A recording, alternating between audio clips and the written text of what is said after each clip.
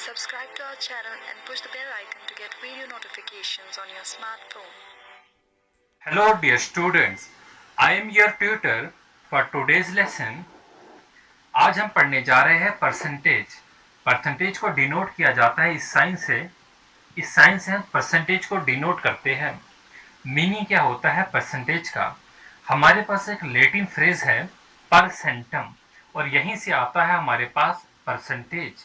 परसेंटम का मीनिंग, पर का मीनिंग होता है वन, पर का मीनिंग होता है वन और सेंटम का मीनिंग होता है 100। तो परसेंटेज जो होता है उसका मीनिंग बनता है पर 100 या 100। तो हम कह सकते हैं द टर्म परसेंट मीन्स पर 100 और फॉर एवरी 100। परसेंटेज का टॉपिक जो है ये इंपॉर्टेंट रहता है आपके लिए, क्योंकि अगर आप कॉम्पिटिटिव एग्जामिनेशन जैसे कि बैंकिंग, एसएससी, रेलवे के लिए प्रिपेयर कर रहे हैं तो जितना भी अर्थमेटिक आपका है उसमें जो है परसेंटेज यूज होगी। आपका जो भी क्वांट सेक्शन है जैसे कि आपका डाटा इंटरप्रिटेशन है उसमें भी जो है परसेंटेज का यूज होगा। तो परसेंटेज जो है एक इम्पॉर्टेंट टॉपिक रहता है आपका कॉम्पिटिटिव एग्जामिनेशन के लिए। रेशियो प्रोपोर्शन के क्वेश्चन है, आपके स्पीड, टाइम एंड डिस्टेंस के क्वेश्चन है, टाइम एंड वर्क के क्वेश्चन रहते हैं। तो हर चीज में जो है परसेंटेज का जो है वो यूज होगा। तो हमें जो है यहाँ पर मोस्ट इंपॉर्टेंट बात यह है कि जो मीनिंग है सिंपल वर्ड्स में अगर हम समझेंगे परसेंटेज का मीनिंग तो क्या होता है। परसेंट का मीनिंग होता है 100 में से एक हिस्सा। तो 100 में से एक हिस्सा, जैसे कि हमें हर चीज को जो है वो 100 मानना है। चाहे हमारे पास 70 है टोटल, इससे भी जो है हम 100% मानेंगे। तो इसमें से एक हिस्सा करेंगे। 60 है, 60 में से एक हिस्सा होगा। जितना भी होगा हर चीज को अपने में आपको 100% मानना होगा। तो 100 में से फिर हमें एक हिस्सा करना होगा। सेंट का मीनिंग जो होता है वो क्या होता है 100। तो मोस्ट इंपॉर्टेंट बात आपको ये यहाँ पर रहती है कि आपको इस चैप्टर में, पूरे के पूरे चैप्टर में आपको परसेंटेज को फ्रैक्शन में कन्वर्ट करना आना चाहिए, परसेंटेज को रेशो में कन्वर्ट करना आना चाहिए और परसेंटेज को आपको बच्चों डेसिमल में कन्वर्ट करना आना चाहिए। तो ये तीनों चीजें जो है ये इंपॉर्टेंट है। जनरली वीडियोस में परसेंटेज को जो है फ्रैक्शन में ही कन्वर्ट कराते हैं, बट आपके लिए जो है ये भी इंपॉर्टेंट है कि आपको उसमें रेशो में कन्वर्ट करना है, फ्रैक्शन में करना है और डेसिमल में करना है। तो हमने ये माना कोई भी चीज है वो अपने में क्या होती है 100%, मतलब 100% जो होता है वो कंप्लीट एक यूनिट है। 100% जो होता है वो कंप्लीट एक यूनिट है। अगर हम 100% का हाफ कर लेते हैं तो कितना बनेगा 50%। तो हमारा जो 1 यूनिट होगा वो भी कितना हो जाएगा हाफ। तो यही जो 1 है, 1/2 है, ये क्या चीजें बन जाती है, ये फ्रैक्शन बन जाती है। तो सिमिलरली 1% की अगर हम यहाँ से वैल्यू निकालेंगे तो क्या होगा 1/100। और यही तो जो था 1% की जो है वो डेफिनेशन थी। द टर्म परसेंट मीन्स पर 100 और फॉर एवरी 100, पर 100 या फॉर एवरी 100। तो आपको परसेंटेज को फ्रैक्शन में, फ्रैक्शन को परसेंटेज में कन्वर्ट करना जो है वो जरूर आना चाहिए। तो हम सबसे पहले जानेंगे कि जो परसेंटेज होती है इसे हम फ्रैक्शन में कैसे कन्वर्ट करते हैं। तो ये अब हम जानने वाले हैं। तो यहाँ पर बहुत सी फ्रैक्शंस जो है वो हमने लिख ली है। ये फ्रैक्शन एक्चुअली जो है परसेंटेज में कन्वर्ट किया इन्हें। तो जब भी आपको फ्रैक्शन को कन्वर्ट करना होगा परसेंटेज में तो कैसे करेंगे, हमें फ्रैक्शन को मल्टीप्लाई करना पड़ेगा 100 से। फ्रैक्शन को मल्टीप्लाई करना है 100% से, तो हमारे पास जो है फ्रैक्शन जो होगी वो किस में कन्वर्ट हो जाएगी, परसेंटेज में। तो पहली फ्रैक्शन जैसे कि 1 है, हमने माना कोई भी यूनिट जो है वो 1 यूनिट होता है। 1 यूनिट को मल्टीप्लाई बाई 100% करेंगे तो आपको जो आंसर मिलेगा वो क्या होगा 100% होगा। तो फ्रैक्शन अगर 1 होगी मतलब 1/1 है तो किस में कन्वर्ट हो जाएगा 100% में होगा। और सिमिलरली अगर हम 1 को 1 डिवाइडेड बाई 2 करें मतलब हाफ यूनिट करें तो इससे भी मल्टीप्लाई बाई 100 करना होगा। 2 1 250 तो कितना आपका आंसर होगा 50%। तो 1/2 की जो फ्रैक्शन 1/2 जो फ्रैक्शन है इसकी परसेंटेज वैल्यू कितनी होगी 50%। सिमिलरली 1 को डिवाइड बाई 3 करेंगे, 1 को जब हमने डिवाइड बाई 3 किया इंटू 100 किया तो क्या आ जाएगा, ये हम डिवाइड करके देखेंगे तो कितना हो जाएगा 100 जो है 33 जो होता है वो 99। तो कितना हो जाएगा 33 1/3 होगा। तो यहाँ पर जो इसकी वैल्यू होगी फ्रैक्शन की वो कितनी होगी 33 1/3% होगा।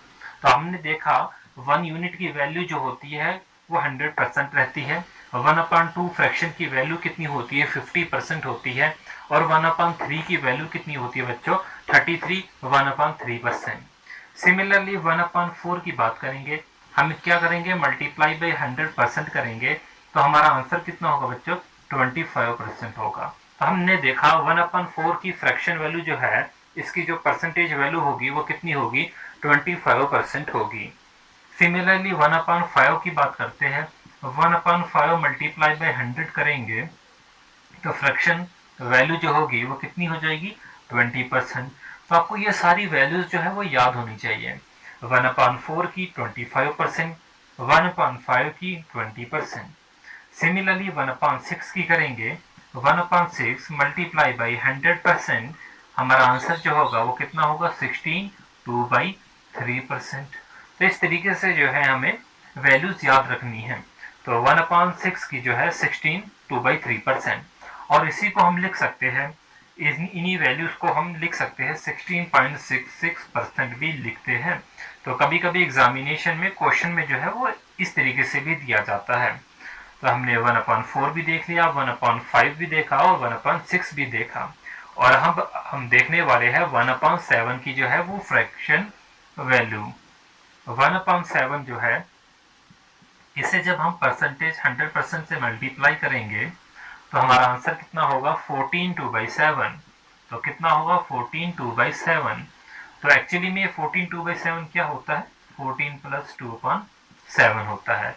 तो 14 2/7 जो होगा उसे हम इसकी फॉर्म में डेसिमल 0.28% होगा। 14 2/7% जो है वो कितना होगा 14.28% होगा। तो आपको ये वैल्यू भी जो है वो भी याद रखनी है। नेक्स्ट आपकी आती है 1/8। 1/8 को जब हम 100 से जो है मल्टीप्लाई करेंगे, मतलब इसके जो है 8 हिस्से करेंगे, तो कितना होगा 12 1/2%, और इसी को हम लिख सकते हैं 12.5%।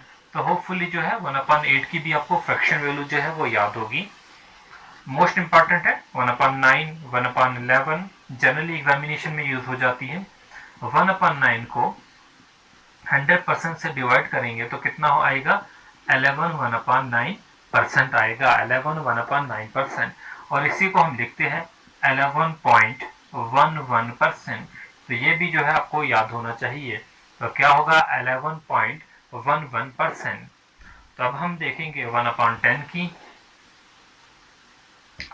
1/10 मल्टीप्लाई बाई जो है वो 100 होगा, 100% तो कितना आएगा आपका आंसर 10%, सिंपल सा है। 1/11 को कर लेंगे मल्टीप्लाई बाई 100%, 1/11 की फ्रैक्शन, तो कितना आएगा हमारे पास आंसर 9 1/11%, 9 1/11%, और 9 1/11 को हम लिखते हैं 9.09%। 1/12 को करेंगे, 1/12 फ्रैक्शन है और इसकी परसेंटेज में जो वैल्यू होगी वो कितनी होगी 100 के 12 हिस्से करेंगे तो कितना हो जाएगा 8 1/3%। एक्चुअली में क्या करना है आपको 100 को 12 से डिवाइड करना है, तो कितना हो जाएगा 8 1/3% को हम लिखते हैं 8.33%। नेक्स्ट देख लेते हैं 1/12 भी हो गया। 1/13 को देखेंगे, 1/13 जो है मल्टीप्लाई बाई हम इसे 100% करेंगे, 1/13 जो फ्रैक्शन है इसकी वैल्यू जो आएगी वो कितनी होगी 79/13%, 79/13%। 1/14 को देखेंगे, इंपॉर्टेंट है, मल्टीप्लाई बाई 100%, ये जो वैल्यू देगा बच्चों वो आएगी हमारे पास 7 1/4%, 7 1/4%। तो हम इसे ऐसे भी डिवाइड कर सकते हैं, 100/14 है, इसे छोटा भी बना सकते हैं, 50/7 भी कर सकते हैं, तो इस तरीके से ज़्यादा आसान हो जाएगा। तो 7 1/4% को हम जो है 7 आएगा, नीचे 7 है, तो हम इसे जो है ऐसे भी लिख सकते हैं 7.14%। ठीक है, तब हम आगे चलते हैं 1/15 को देखेंगे। 1/16 को देखेंगे, 1/15 जो है मल्टीप्लाई बाई 100 करेंगे तो क्या हो जाएगा, 100/15 हो जाएगा, 100/15 हो जाएगा।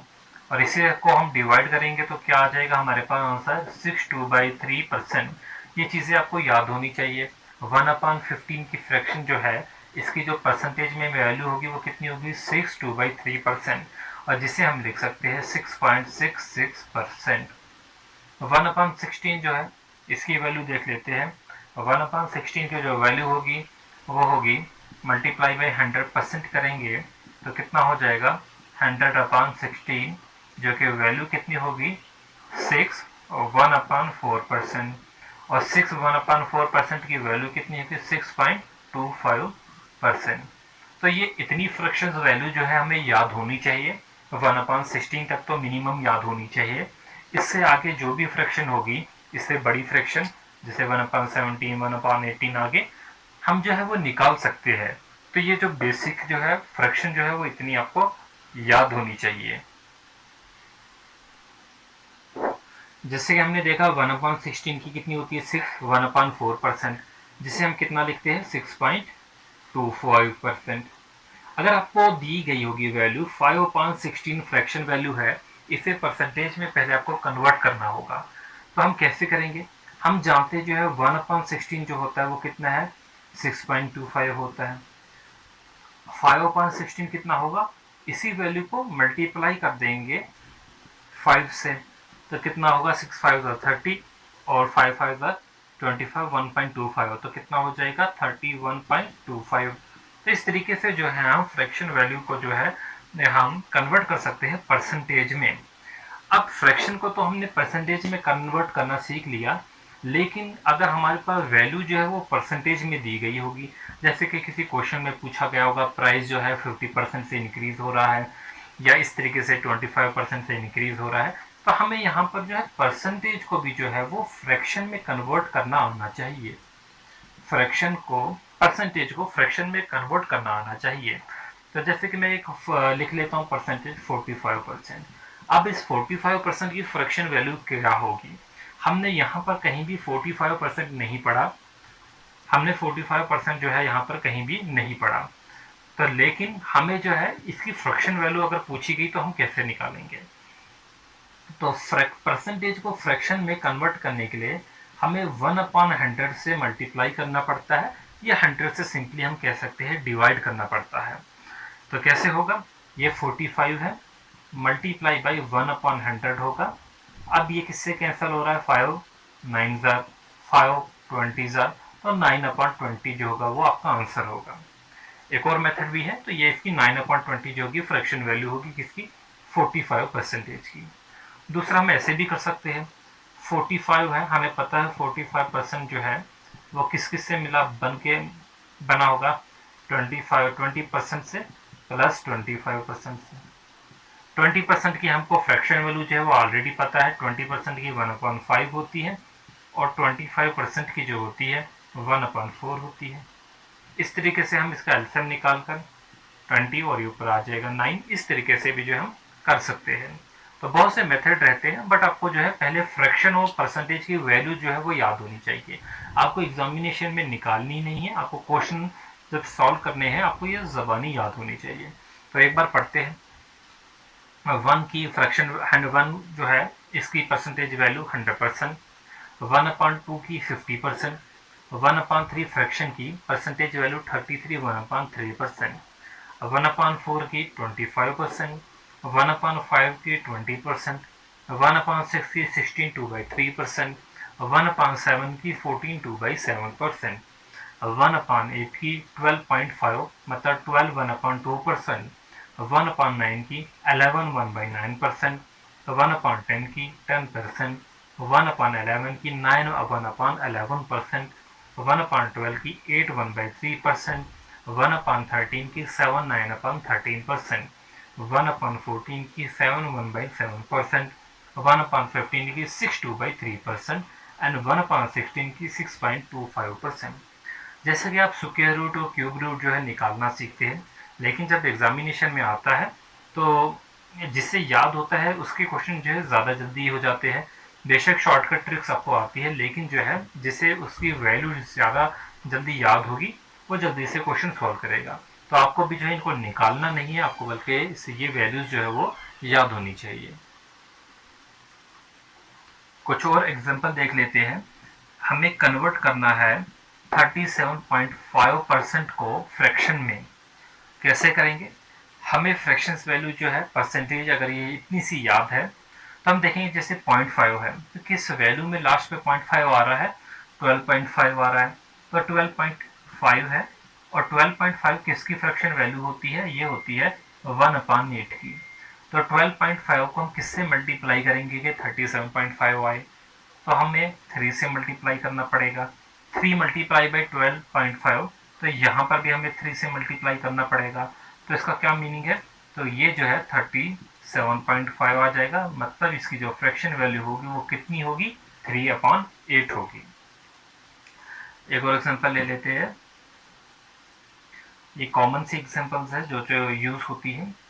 62.5% को हमें कन्वर्ट करना है, इसकी हमें जो है फ्रैक्शन वैल्यू देखनी है 62.5 की। हम जानते हैं लास्ट में 0.5 है तो 12.5 है, और 12.5 की कितनी होती है? 1/8 फ्रैक्शन वैल्यू होती है। तो 12 6,000 अगर हम करेंगे, 12 5,000 कर लेते हैं, 5 12 5, तो ये आ रहा है हमारे पास 62.5। तो यहाँ पर भी हम जो है 5 से मल्टीप्लाई करेंगे, तो इसका मतलब 5/8 की जो फ्रैक्शन वैल्यू होती है वो 62.5% होती है। कुछ और एग्जांपल देखेंगे।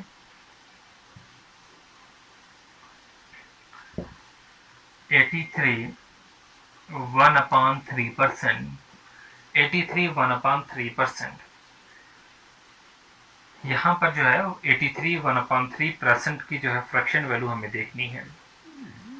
1/3 है लास्ट पे, मतलब 0.33 है, तो हमारे पास 8.8 1/3 में भी आ रहा है। हमारे पास 1/6 में 16/3% में भी आ रहा है 1/3। तो हम चलिए जो छोटी वैल्यू इसी से देख लेते हैं। 1/6 जो है इसकी फ्रैक्शन वैल्यू कितनी होती है? 16 2/3 होती है। 16 2/3। इसका एक्चुअली में मीनिंग क्या होता है? इसका मीनिंग होता है 16 + 2/3 मीनिंग होता है। तो 1/6 को हम 5 से मल्टीप्लाई कर लेते हैं, 5/6 हो जाएगा। इसे भी 5 से मल्टीप्लाई कर लेते हैं, 5 × 16, 5 6 30, 5 1 5, तो कितना हो जाएगा? 80 हो जाएगा, और प्लस 5 2 10, 10/3। तो कितना हो जाएगा? 80, और 10/3 का मतलब क्या होता है? 3 1/3। तो इससे क्या पता चलेगा? 83.1/3।